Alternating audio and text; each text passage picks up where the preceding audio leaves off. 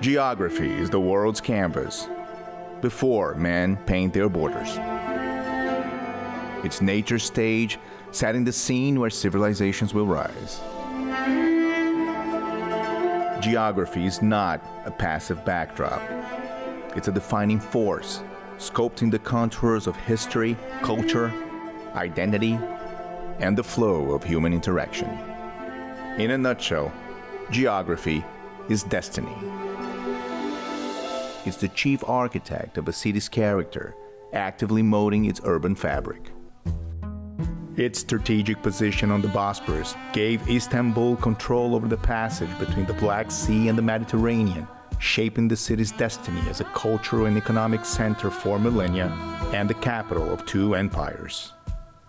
The geographical advantage of being one of the world's largest and most commanding natural harbors powered a tiny colony on the edge of the planet to rise as a global financial and intellectual powerhouse and the supreme laboratory of modern life, New York City. Built on rocky hills near the sea, Athens became one of the most influential city-states of the ancient world, thanks to its natural fortifications, shielding it from invaders, while its privileged access to the Aegean enabled prosperous trade and naval supremacy, earning its place as the cradle of Western civilization.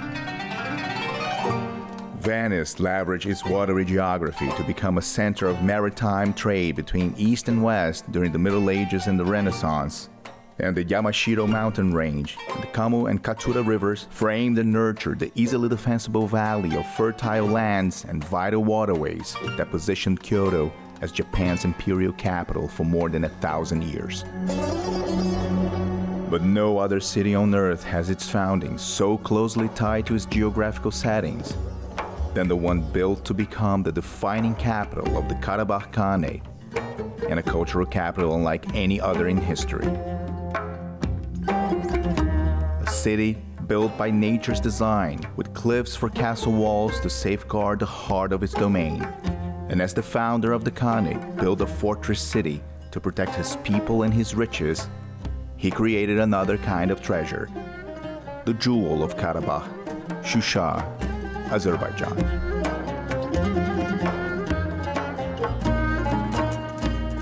Risen where earth meets sky, Shusha elegantly plays inaccessible, sometimes hiding behind the clouds like a beauty veiled by a scarf. But when she reveals herself, it's clear why the spark kindled by the Lesser Caucasus Mountains over 2.5 centuries ago is a flame that no amount of enemy destruction could ever extinguish. Shusha was imagined by topography long before it was shaped by human hands. It cannot be understood aside from its geography. Indeed, no city could, but Shusha even more so than almost any city in the world.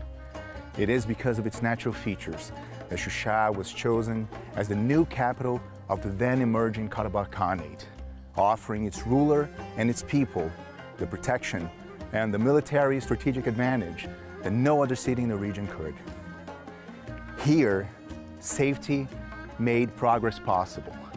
Shusha rapidly evolved into the region's economic heart, and it became home to one of the most sophisticated societies of its era, and of course, the undisputed cultural capital of the entire Caucasus. Shusha wasn't merely built on the mountains, it was born of them. Nature sculpted a place of strength and beauty. And when a city is so defined by its geographical setting, its very founding becomes its first exercise in urban planning. In the mid-18th century, after the collapse of the Afsharid Empire, the territory of present-day Azerbaijan was divided into independent khanates. Founded by the wise and visionary ruler Panahi Khan, the Karabakh Khanate developed with remarkable speed, but despite emerging as one of the region's most formidable military powers, its early fortress capitals, Bayat and Shabulakh, proved insufficient to protect its residents and its wealth. Recognizing the need for a capital with stronger military and tactical defenses, Panahi Khan found the ideal location for a new fortress city in the foothills of the Karabakh Mountains.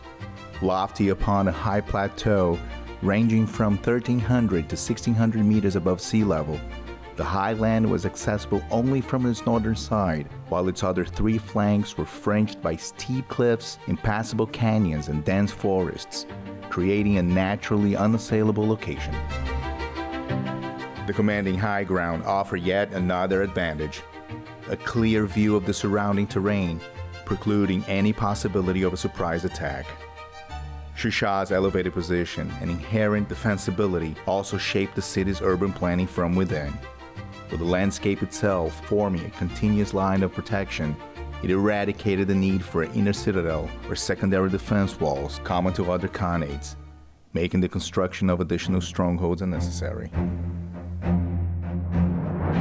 From this harmonious synthesis of geography and design emerged one of the most iconic structures in Azerbaijani architecture. The fortress walls extended over 8 kilometers in length, standing 5 meters high and about 2 meters thick. It's crafted from local stone and bound with a mixture of lime and oak to ensure durability and long-lasting integrity of the structure. Following the urban development traditions of the Khanate period, the fortress was constructed with 4 gates, each named according to the direction they faced. To the north, facing the road to the Ganja Khanate, the Ganja Gate served as the main entrance. Used for trade and vehicle access, it was the only entryway wide enough to let horse wagons pass through. The other gates were narrow passages designed for single horse entry and, most importantly, could be quickly closed for defense. As a testament to Panahi Khan's exceptional foresight and ingenuity in selecting the location for his new capital, the Shusha fortress proved impregnable, successfully repelling multiple sieges from powerful enemies over the years. In 1757, Muhammad Hassan Khan of the Qajar dynasty advanced on Shusha with his forces but couldn't breach its walls. In the late 1750s, Fath Ali Khan Afshar of Urmia launched a prolonged campaign supported by Allied forces, reportedly with an army of around 30,000 troops, but still was unable to take Shusha. And in the summer of 1795, Muhammad Hassan Khan's son, Aha Muhammad Khan Hajar, attempting to succeed where his father had failed, led a large Iranian army against Shusha, but couldn't break through its defenses and seize the fortress. As its impenetrable walls safeguarded the city, the stronghold opened its gates to prosperity and progress. Unlike other cities in the Khanates, Shusha did not emerge organically at a caravan crossroads or was formed around existing settlements. Its urban development was carefully planned from the outset and embodied the city's role as a trade hub with the creation of sophisticated caravanserais and trading centers integrated into the city's design.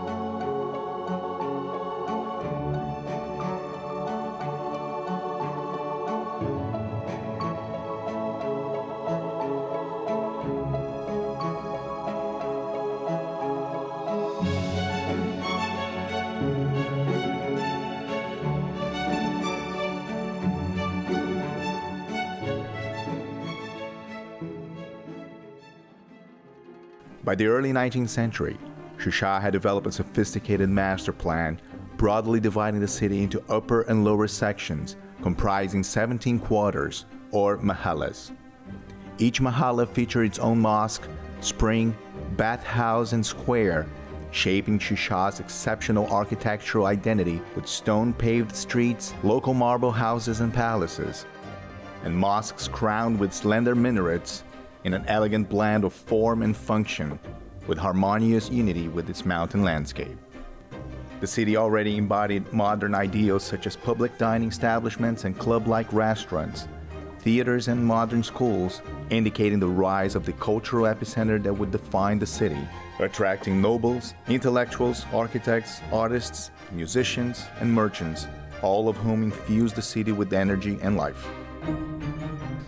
In the early to mid-20th century, Shusha rose to prominence as a renowned historical, cultural, and tourism hub. Celebrated for its pure air, healing waters, and unique climate, it emerged as one of the top resort towns in the Transcaucasian region. In the 1930s, a prestigious resort was established in Shusha, offering high standard of living to its residents and wellness and restorative health benefits to its visitors. After enduring decades of hardship, now Shusha once more rebuilds, more splendid than ever, reborn as a modern cultural capital city where the essence of quality living thrives, and with a master plan dedicated to preserving its rich historical values while building a vibrant and dynamic future. The current master plan for Shusha carefully balances the preservation of its rich heritage, revival of cultural institutions, and reimagined public spaces, all while strengthening the city's economy and embracing a booming tourism sector.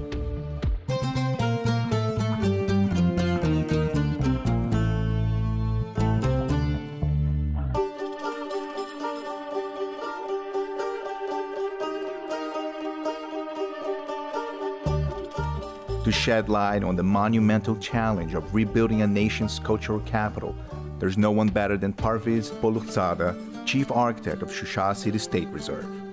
His passion and dedication illuminate the delicate mission of shaping Shusha's future while preserving its history. Master plan of the Shusha was prepared by a company called Chapman Taylor. We, as architects of a city, we revise, we adapt during its implementation. At the times, it's challenging because it's really historically a significant city, and it's a really huge responsibility to keep the city's architecture and historical character, at the same time enabling new developments such as residential housings, public spaces, new functions. As an architect of a reserve, we are sensitive about the historical part, so those challenges always arise with the historical context. The palette of materials, also architecture forms, are carefully chosen for city's character, for Shusha heritage, and new construction always refer to local architectural traditions such as local materials, proportions, facade rhythms, decorative elements, sometimes balconies and other elements as well. We ensure that our new construction always refer to historical context.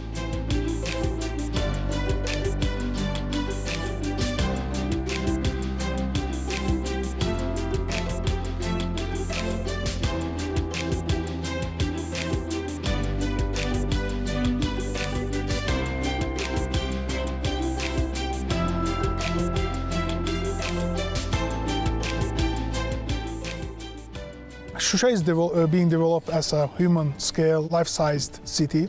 So, city going to be not car-dependent. In the future, we're planning to make a lot of shared streets, open to bikes, pedestrians, the resident cars. Visitors going to park their cars outside the city. So they're going to use the public transport, bike sharing as well, and electric buses.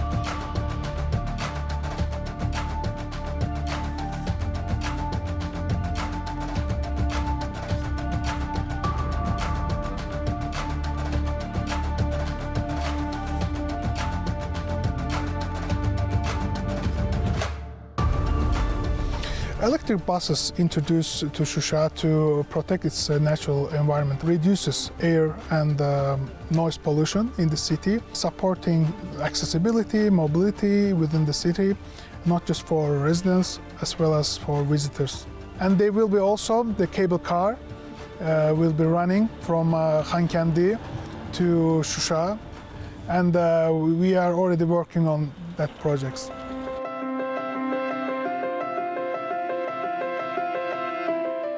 Currently, 23 residential buildings has been constructed in the city, and 95 multi-story residential projects are currently in the design phase. Master plan aims a population target of 25,000 with heritage protection through strict preservation guidelines, controlled building heights and controlled sensitive design. Also focuses on creating high quality public spaces, create sustainable green city and meet the needs of new generation.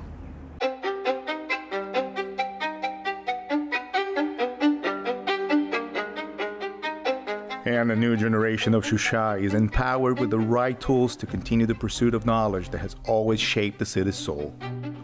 Shusha has always been the cradle of intellect and innovation, and today, this spirit of learning lives in the technology-powered classrooms of the Shusha Secondary School No. 1. A modern educational facility with 960 students, it features 40 classrooms, a library, a sports complex, a stadium, an assembly hall, a cafeteria, and the 14 science and computer labs of the STEAM Azerbaijan Center. A national platform that equips students with 21st century skills, fostering technological literacy, creative and analytical thinking, problem solving and collaboration through hands-on learning in robotics, coding, engineering, science, and interdisciplinary projects. The young minds breathe the same air of the brilliant, once-in-a-generation geniuses of Molla Panah Bagif and Mir Moshoon Nawab, and it will carry forward Shusha's intellectual legacy.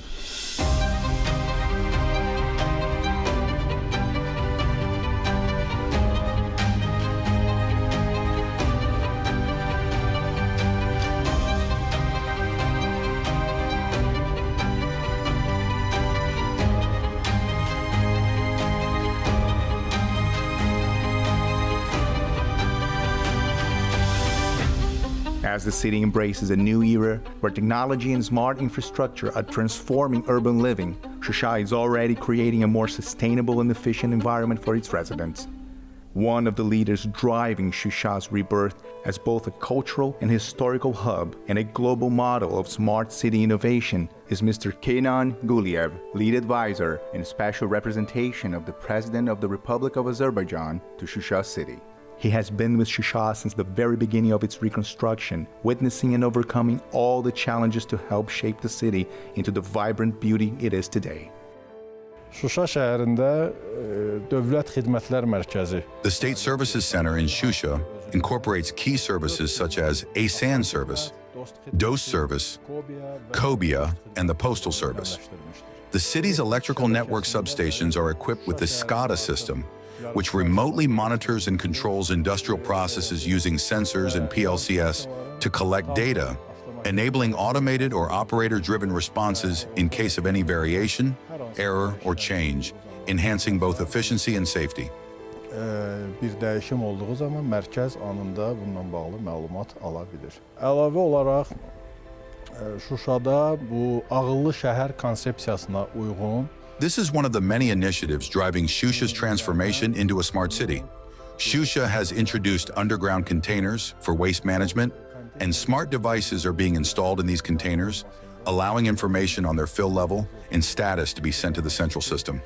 İş fəaliyyətinin səmərəliliyini daha da artıra bilər. Su kanalizasiya idarə olunmasında da gələcəkdə. And soon we will roll out the smart system for water and sewage management. With the sensors installed on water pipes in case of any drop in pressure or pressure failure, the central system is immediately notified. Mərkəzə anında məlumat verilir bundan bağlı.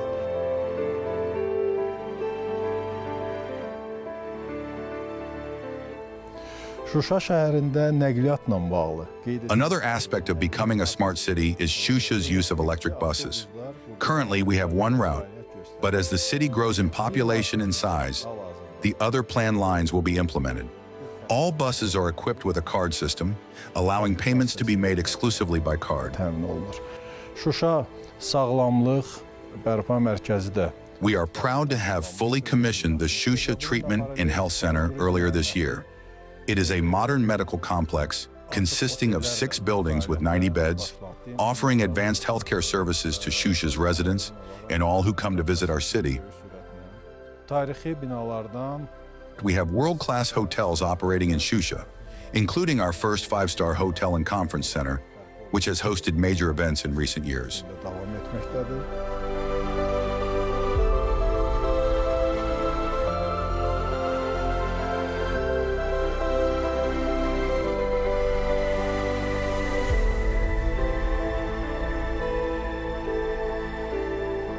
Və bildiyiniz kimi Şuşa şəhəri turizm şəhəridir. Shusha has always been a tourism hub, and it always will be. The future implementation of smart management systems across our tourism industry is key.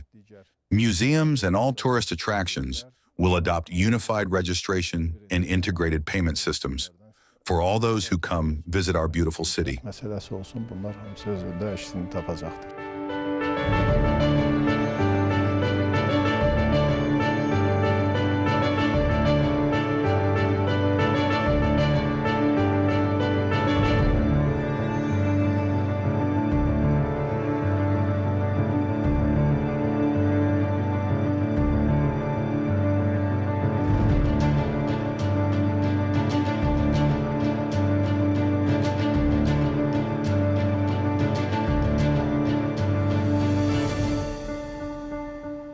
Shusha's transformation into a smart city is a natural reflection of its rich legacy of innovation, vision, and forward thinking.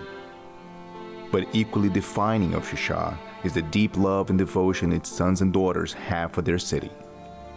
Such profound bond is expressed through the legacy of the remarkable women of Shusha. Soraya Agaoglu, Munavar Rizayeva, Fatma Hanım Hamina, Govhar Aga, daughter of the second Khan of Karabakh, and her niece, Urchivanu Natavan.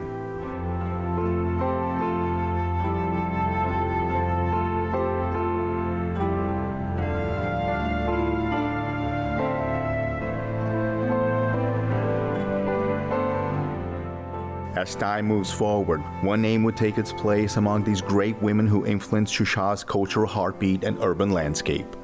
Samaya Mamarova, head of international and public relations at Shusha City State Reserve. When it comes to discovering the best of Shusha, Samaya will tell you what to see, where to go, or when is the best time to visit the city. When you come, whenever you come, you can find something interesting for you. Because Shusha historically used to be the center of tourism. Shusha is very famous for its geography, for its nature. Shusha is very famous for his people who really gave lots to the improvement of culture in Azerbaijan. That's why Shusha is so attractive for the tourists, because when they come to Shusha, they feel the soul of these people. They feel something, magnificent, because that lots of mosques, lots of historical places, home museums, and that's why you wanted to see and you wanted to feel them when you go to the home museum of Uzair Hajibbayev, and when you see his coat, when you see his piano royal, when you see his photos, when you see everything that he touched, so you feel him. You feel him. Or when you go to mosque, Yukhari Göfer Ağa Mosque or Aşağı Göfer Ağa Mosque, and when you think that, oh my God,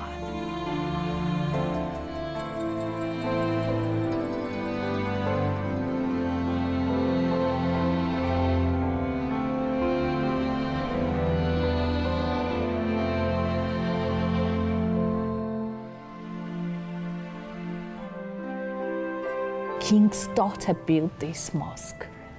When you, for example, go to the Mehmandarov's estate, I love this place very much, you can see the real life of aristocrat people who lived in Shusha. You see their lives. When you go, for example, to the Mir Mohsen Nawab Museum, he knew chemistry, he knew biology, he was a poet, he was a musician, he was a painter.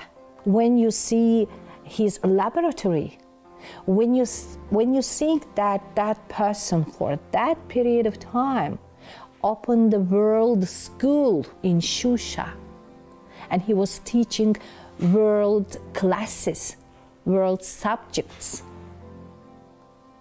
it's really astonishing. Same with Waqif.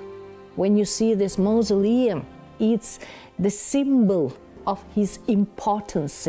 Waqif was very, very intelligent person and very clever person. And for that period of time, he was a responsible person for foreign affairs. In Azeri, we say that her okuyan molla panah olmaz. Not each person who reads many, many books can be molla panah. Molla panah was very,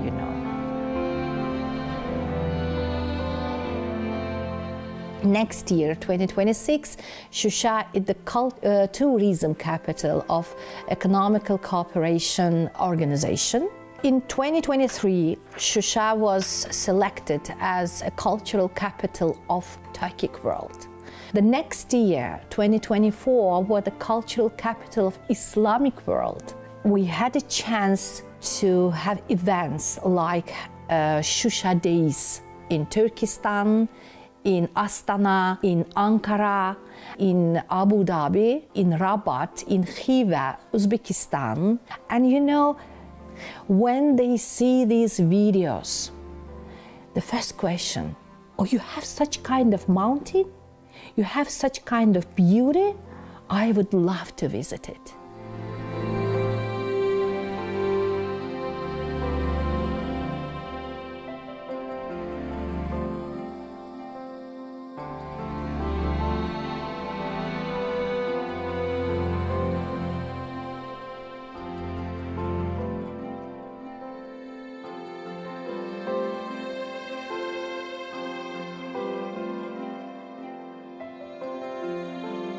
When I came to the city to work, I saw very wounded, hurt city.